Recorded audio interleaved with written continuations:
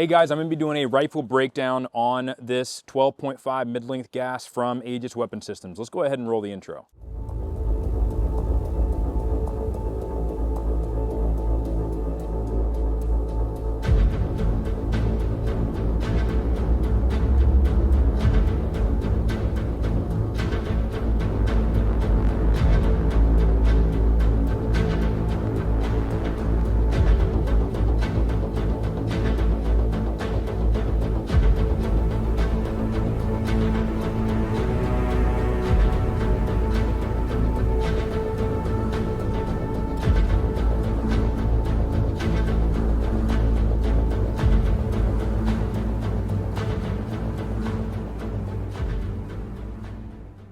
Hey guys, thanks for checking out another Hatchet Cast episode. And today I'm going to be doing a breakdown on this rifle build and talk about my experiences with it and how it was honestly a lot of really cool surprises about this weapon system. Before we get started, make sure you hit the like and the subscribe button. Also, make sure that if you get something out of this, that you share this video with a friend. Or if you're curious about parts or things of that nature, go to our website and go check out the builds list where I have all the links of different parts listed out already for you. If you're looking to go train, go check out our 2025 training calendar. It's a great way to support us and also important to invest in yourself. So disclaimer on this upper receiver. I did get it as a gift from Aegis Weapon Systems. They've been a long time supporter and follower of the channel. And it's funny is they actually reached out to me over Christmas and they're like, hey, we want to send you a Christmas present. I was like, okay, that's very generous. And so they're like, pick out any upper receiver that you're interested in and we'll send it to you. And so I was debating, I was talking with Ben at the time, we were at Element, and I was like, Ben, what upper should I get? And I settled for the quad rail upper receiver with a fixed front sight post. It just looked cool. I almost did the carry handle because I have a real soft spot for carry handles, and they have some really cool upper receivers that you don't typically see. Usually you have to build them, but they're actually kind of taking things outside the box and building high quality uppers with just interesting combinations. And so anyways, I was like, I'll do the quad rail and the fixed front sight post. So they sent it to me, and what's crazy is when they sent this to me, they're like, hey, there is no obligation. We just love what the channel's about and love the mission set for the channel. And they're a Christian company, and so they're like, don't feel like you need to, this is a gift from us. And just because of like how the interaction was, I like, screw it, I'm gonna do a video for them and just talk about it because I think everybody should know about this company. And what's really cool about Aegis, and also there's a couple of other companies out there, is we're seeing high quality builder companies. So they're taking, high quality parts, they're measuring everything, they're making sure that everything's spec'd out right, that, the breeches and the bolt faces are matching correctly, that there's no excess leakage in the gas system, or that the gas port is oversized so it's super punchy, or it's undersized so it's unreliable. So they're doing all of this work and building these really nice uppers using really high quality parts and also some of their own stuff. And so we're seeing a lot more of this type of product being offered, and I think it's honestly a great thing. Back in the day, we had always talked about, hey, if you really want a high quality upper, you have to kind of just build it yourself, do the research, and painstakingly go through and do all of it yourself. Well, now I'm assuming there's been other shooters who are like, man, screw this, we can do this and build high quality uppers for guys who actually shoot. Aegis Weapon Systems is one of those companies. And so it was really, really cool when I got it in the mail. And dude, they had an entire armor spec sheet on different port sizes, different gauges, all these crazy things that I never even thought about. And they sent that armor spec sheet. I've never seen that from any gun I've got or been in the industry or purchased myself. Like, I've never seen that. So it was really cool to see kind of that armor certificate sheet of how they broke things down and how and what they put together for this upper. So I'm gonna go ahead and jump right into that and talk about it. Now, before I continue on, a piece of equipment that I really, really like is from one of the channel sponsors that's a very common sponsor of the channel, and that's Wetworks. I'm actually wearing some of the Wetworks products right now. He has actually a new product that has been, I'd say, out for a little while now. It is a really awesome placard, and what's nice about this is this placard, obviously high quality. Wetworks are obviously located out of Texas. It's a husband and wife that run that, and they do a really good job of quality control. What's cool about this placard that they have come out, first off, it has upgraded inserts in here from Wiseman Company, so you can actually buy these Tegris inserts and use those, all right? So it fits in their Wetworks product. What is nice about this is back in the day is guys would take the Cry Precision, JPC, and they would have a 3 mag placard or a 3 mag shingle that was on the front. And then we would always put Blue Force Gear high-speed pouches, these stretchy pouches. And so you can kind of put whatever you want in here, whether it's a flashbang, flex cuffs, your phone, all different types of stuff would fit in this. Well, Wetworks made one that's all integrated into one piece. So now you can run your standard 3 mags, and you can have these flexible elastic pouches on the front of them. It does have side loops, so that way you can also run side buckles for it and run it as like a really lightweight chest rig. But I love this thing because it's just so simple, and it's already kind of goes along with stuff I've used in the past and done on my own, but they've created it as a singular product. So really, really neat design. They have them in all different types of colors. This one's an AOR1.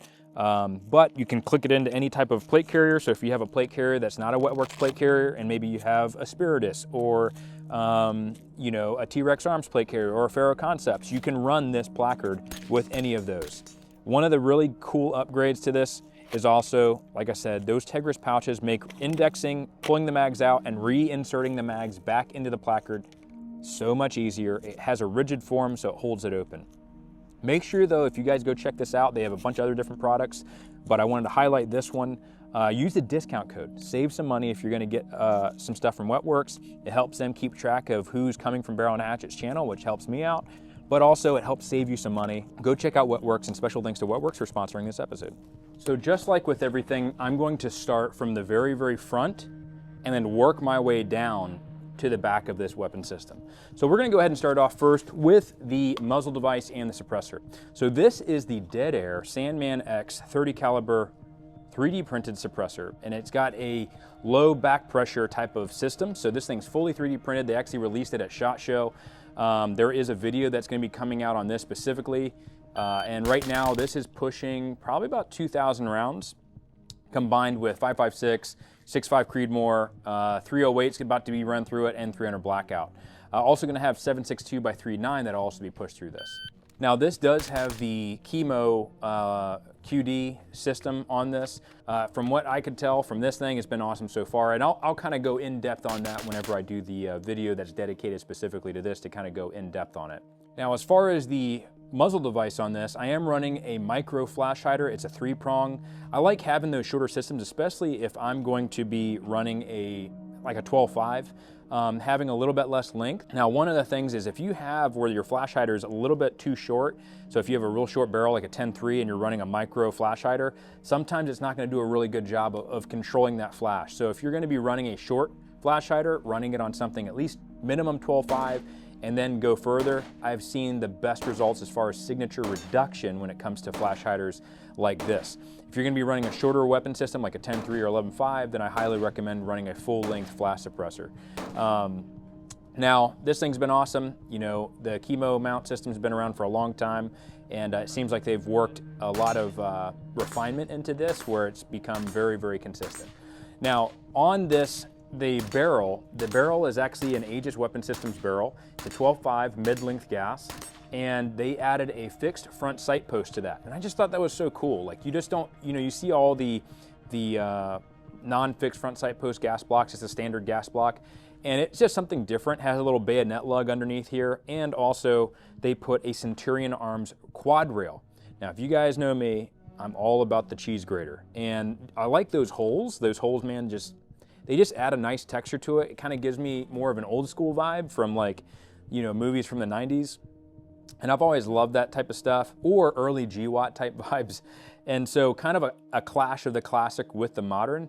But what's interesting is I don't know how they were able to get this sized properly with their barrel. And I think that takes a lot of work, because in the past, I've actually tried taking front sight posts and barrels and trying to put them together, and they're usually never concentric. Like, there's always going to be crooked or there's a mistake. So most of the time when companies are pushing out barrels with fixed front sight posts like this, they match the barrel with the front sight post. Form fits to that barrel specifically. So if you take this off and you try putting on a different barrel, it will be not fitting. So they did a really good job of making it perfectly straight, and it's gassed really, really well. Now on the Centurion Arms rail, it does have that little spot for the bayonet lug, which I thought was just a cool characteristic. It also does have a QD at the end of the rail, which is something that I really like because I like to have my sling as far apart from each other from one end to the other end, as far apart as I possibly can get it. It's the best way to hold the rifle close to my body and keep it secure whenever I'm doing other stuff with my hands. Now on this rail, I am running the Enforce light that's actually in development right now. So that's kind of going through testing portion. It does have a Haley Strategic light bar. I have had this light bar laying around for so long, and finally it matched up with this quad rail so good that I was really glad to see it work. Getting lights to match up with lasers in a way where they look good is honestly such a pain in the butt. And Overbore Systems actually has called a swivel where you can get that light body to match up close to the laser and get nice and tight to the rail. I didn't have one for Picatinny, so I am using this old Haley Strategic one, and it works perfectly. If you guys can see how form, fit, and flush that is, I mean, it is right up against there and looks really, really good. So as far as the light goes, like I said, it's still in testing, and so I can't really give an opinion on that so much. As far as the laser is a Holosun laser. Don't crucify me on the model.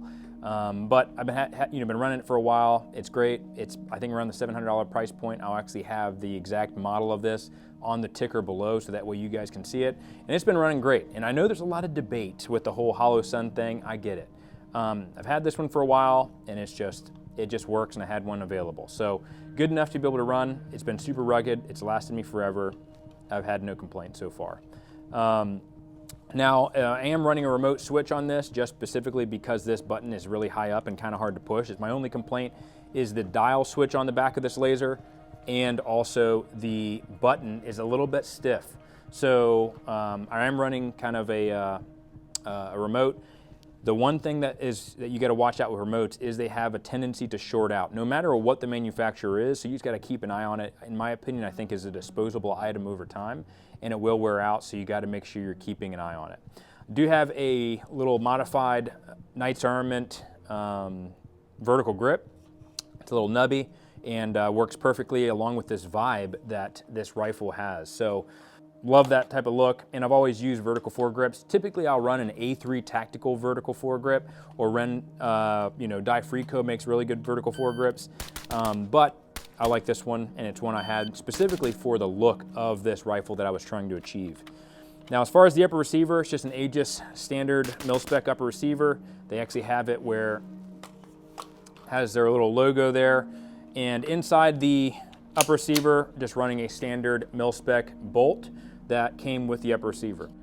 Now, something else that I will do when I'm researching about a certain piece of equipment or a product is I also look at the company, and this is not for everybody, but it's important for me, is I will look at a company and see if their moral values or their ethics line up with my moral values or my ethics. That's obviously not the only selling point, but it is a huge point for me. When it comes to one of the continuous sponsors of the channel that allows me to continue to push out free information for you guys is a company that we all know, and that's Renewal Rain. Now, this is a company that really aligns with my moral values and what I believe in, and they provide an option out on the market as far as mineral water that you can get without having to support a company that may not align with your values. They have obviously the Psalm Squeeze, and there's a point system when it comes to Renewal Rain that you can accrue as you continue to get more and more beverages that you can eventually save up to utilize for free beverages or to use on another purchase in the future to help save you some money. So you can actually check the description in this video and be able to use that discount code and start accruing points. So if you enjoy these and you really care about your health and watching over what you're putting into your body in that temple, that's a way that you can save some money and support a company that truly does care about what they believe in. Now, one of the things that Renewal Rain does for me is I've always really enjoyed carbonated beverages. You know, I really struggled, honestly, for a long time of drinking too many energy drinks. And I think it was more of just like oral fixation of just like, I want something fizzy. This gives me another option, so that way if I'm at the range, one, I'm getting hydrated, but two, I also have the ability to kind of still kind of hit that need for getting a little bit of a burn when it comes to a carbonated beverage. So, you know, I think it's important to be able to put things in our body that you know, maintains our health, along with the Maha movement, with RFK Jr. I think this society and the generation that we're in really is putting a heavier emphasis on what we're really ingesting. If you guys are curious about my Renewal Rain, go check out the description in this video. There's a discount code, save some money. So special thanks to Renewal Rain for sponsoring this episode. The lower receiver is a just as typical Palmetto State Armory, you know, mil-spec lower receiver, nothing fancy there. I am running an ambidextrous safety selector. And in this, as far as the trigger goes, I am running a LaRue trigger. I really like the LaRue trigger because of the price point. The price point is really good. It's a good price point. I think it's like $100, and it has a really good feel. In my opinion, I think it's about a 3.5 pound feel. So what we'll do is I will actually, just to show you guys, we're cleared out here. It's cleared out, so a squeeze. All right, little reset.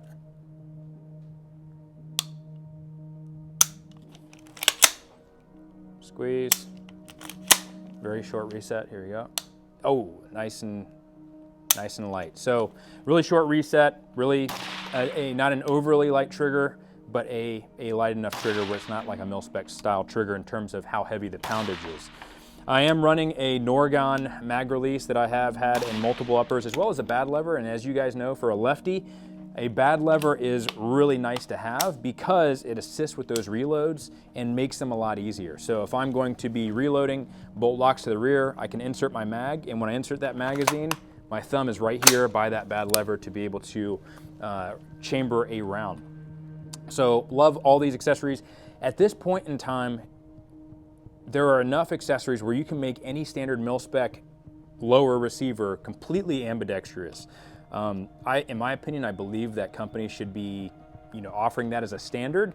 I understand that's higher cost, but if you don't have any ambidextrous lower receivers, you can build them, in my opinion, for a really good price. I think for $100 you can make this thing completely ambidextrous. Definitely doable. Doesn't have a funneled magwell, to be honest.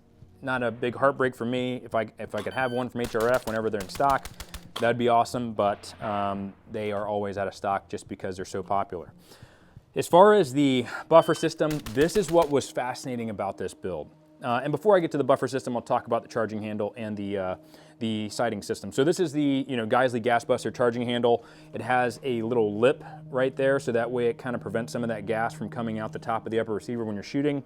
I didn't have a gassing issue with this thing, and I'll talk about why when I talk about the buffer. As far as the ACOG, it's running a cram mount. It does have an arms lower mount, so that way it's able to lock onto that pick rail really easy. This does have a kill flash on the front of it, and it also has a UV filter on the ACOG that's held in place by this rubber band here. So this actually can come off if I want it to. I really like this. As far as the kill flash, so you can kind of see that, but that's what it looks like. Very, very fine, very, very refined. And there is to cut some of that UV.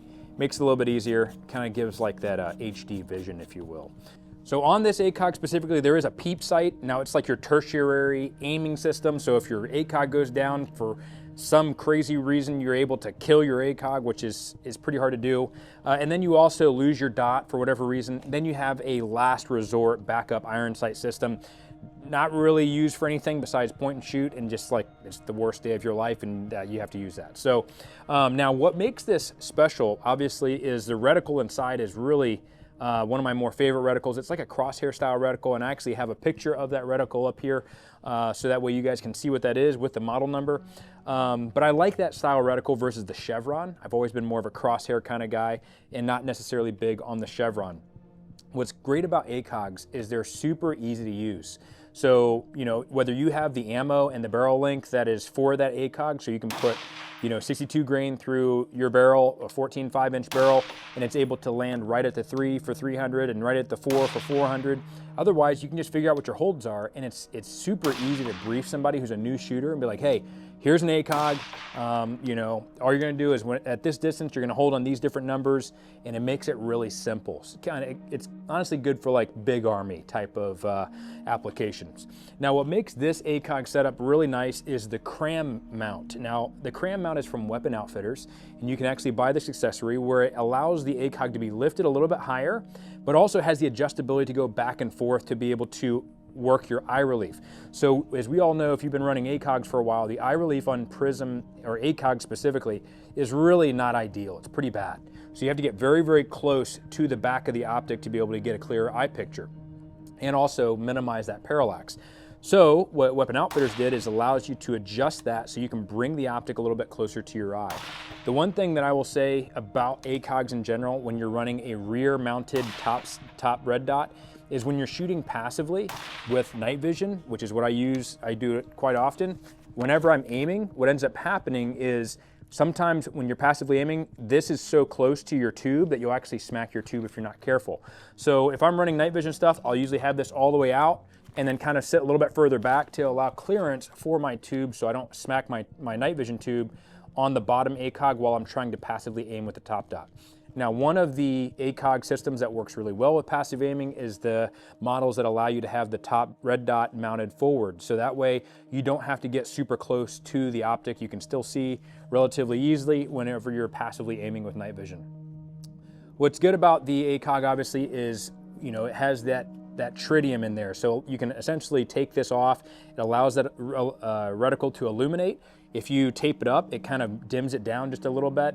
And this is something that you commonly see with a lot of ACOG users. There's a deer down there, it's not moving. There you go. All right, it's out of the way. And the ACOG, man, it's been such a bomb-proof optic. It's just been around for so long. It's got so much combat experience and time behind it.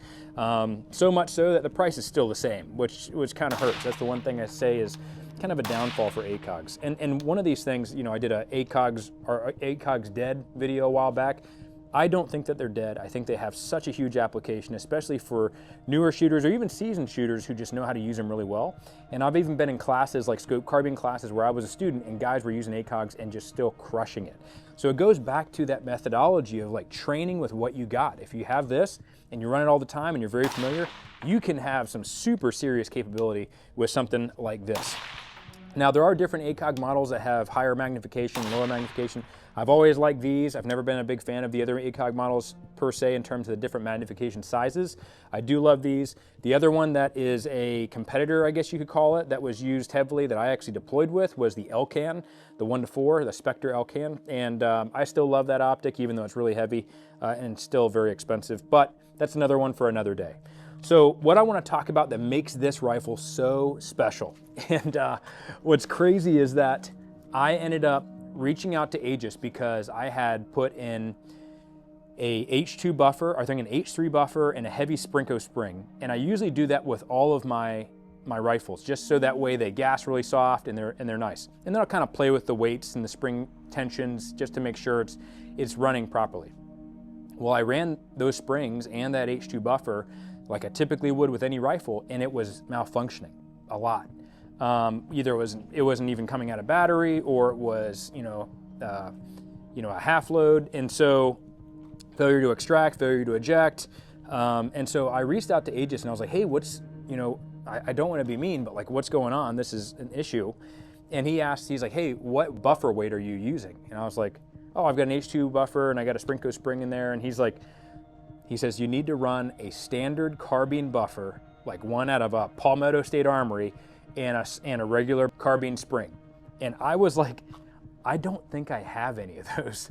So anyways, I had to go look and search for a standard mil-spec buffer and a standard mil-spec spring. It allows it to be super soft when I'm running it.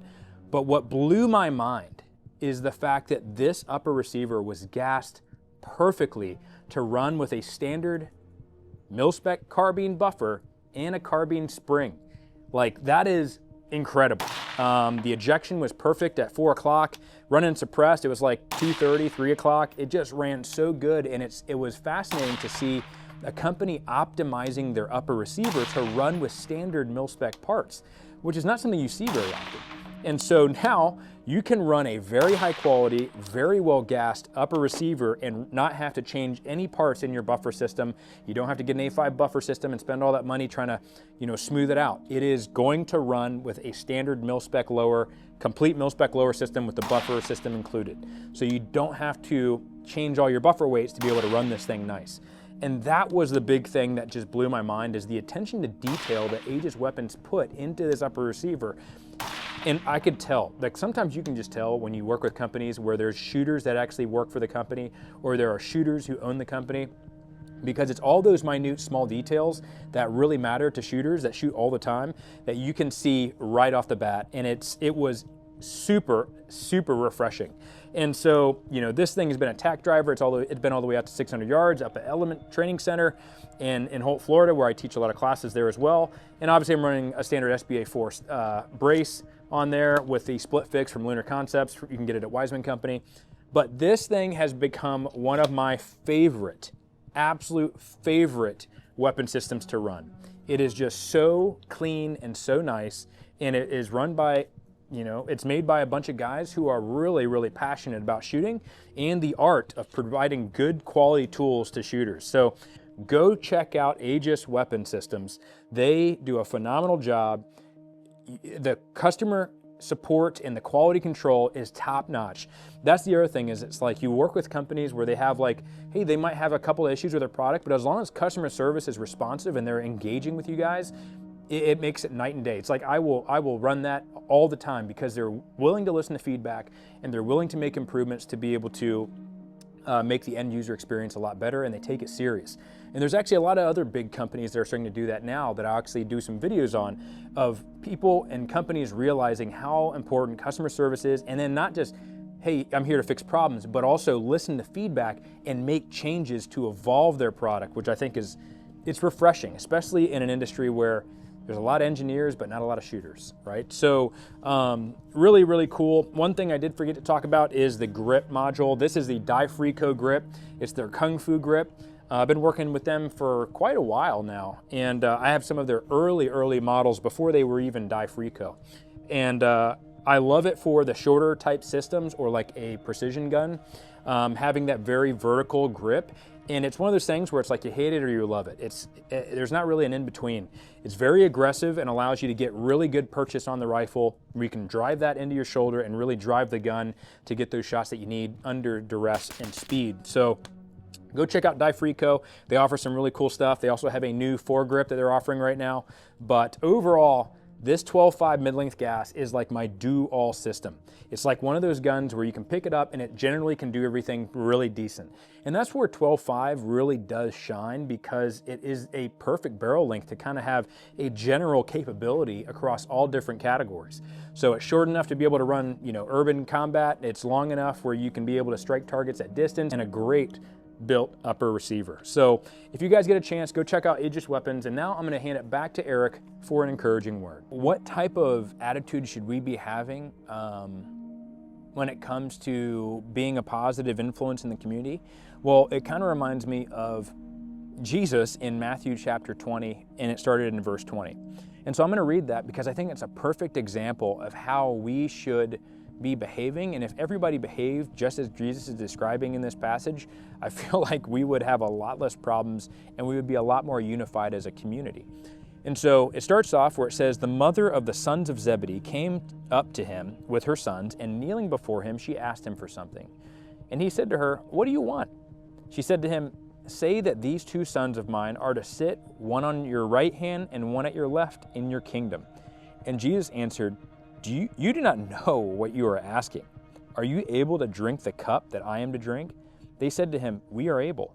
He said to them, 'You will drink my cup, but to sit at my right hand and at my left is not mine to grant, but it is for those whom it has been prepared by my Father.'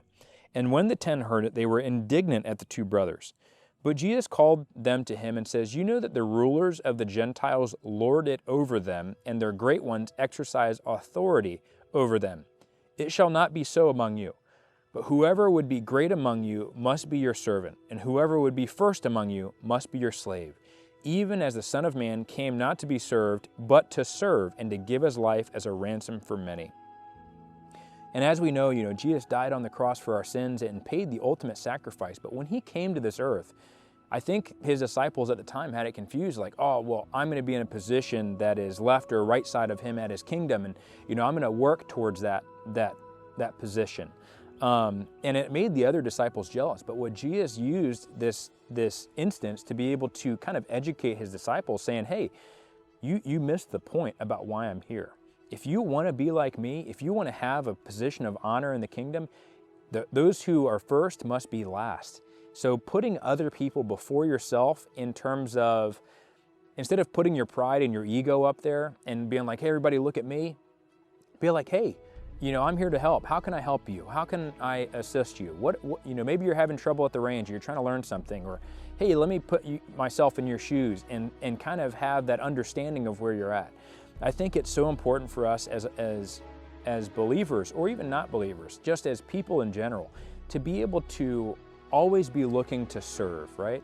I think it's important for us. I know for me, it's been really, really hard over the years, and I've had to combat this, but putting my pride and my ego away and constantly fighting that, because it's in our nature to want to be proud and to have ego and to boast about ourselves, versus being humble and coming into the room and being quiet about who you are, what you do, and just, serving other people. And through your actions, people realize, wow, like he's different. And that is what the heart of Christ is like. God says, and he challenged his disciples, he says, don't just love your neighbor as yourself, but love your neighbor as I have loved them. And the love that Jesus has for all of us is immense, man. Like it is the definition of love. And so I think that if we want to change our community, it starts with you. If you want the community to be more positive and to be more constructive, it starts with you. Whenever you're getting ready to push that comment that's destructive, or you're like, oh, I'm going to trash talk this or get into this drama, what could be a better use of your time? What could be a more positive and constructive use of your time? Kind of encouraging all of us to change the culture for the better, to be able to help out our fellow man, and to be able to be there for people when they're in need. And you can probably, I know I can think about multiple people who are in my life that probably are in need, that I could go out and ask them if they need help, or just check in on them, see how they're doing, or if they actually need something, go out and actually do what you say you're going to do and help them out. And so if you're going through a hard time, or you're going through a struggle right now, please comment your prayer request in the comment section below, or if it's really specific, you can send it to me at team@barrelhatchet.com. I'd love to pray for you. But guys, if we want to make a change in our community to be constructive and more positive, it starts with each and every one of us. And so guys, I encourage you to go out, train to be the eternal asset, look out for your fellow man, and I'll see you on the next one.